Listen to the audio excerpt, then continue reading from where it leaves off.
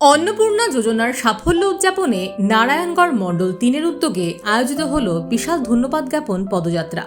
এই কর্মসূচিতে মানুষের উৎসাহ ছিল চোখে পড়ার মতো।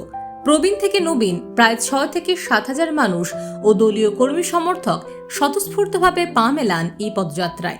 উপস্থিত ছিলেন নারায়ণগড় বিধানসভার মাননীয় বিধায়ক শ্রী রমাপ্রসাদ গিরি, মেদিনীপুর সাংগঠনিক জেলা বিজেপির সাধারণ সম্পাদক শ্রী দেবগোপাল বেরা সহ অন্যান্য নেতৃত্ব ও কার্যকর্তারা।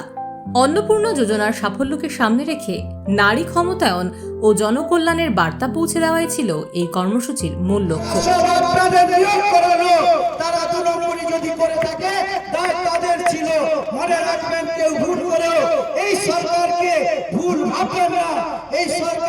জনগণকে দেবে যেটা কথা দিয়েছে প্রত্যেকটা কথা রাখতে বদ্ধপরিকর। আমরা কথা রেখেছি, মা বোনেরা আজকে ৩,০০০ টাকা পাচ্ছে।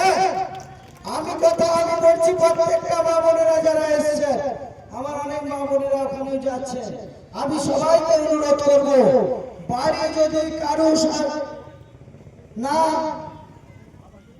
আবাস যোজনার বাড়ি যদি কারো এনকোয়ারি না সার্ভে না যে থাকে, তাহলে প্রত্যেকে সার্ভে না করাবে, অঞ্চলের নাম লিপিবদ্ধ করবেন। যদি অঞ্চল না করে আমার কাছে এমএলএ অফিসে গিয়ে নাম লিপিবদ্ধ করবেন।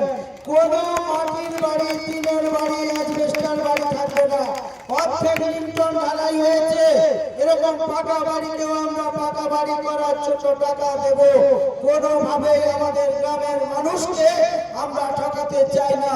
তিনি কি দল করেছেন আমার জানার দরকার নেই। গরিব মানুষ প্রত্যেকে আবাস যোজনার টাকা পাবে। আপনারা সার্ভে করেন, এনকোয়ারি করেন। এই সরকার আপনাদের রাজনৈতিক রং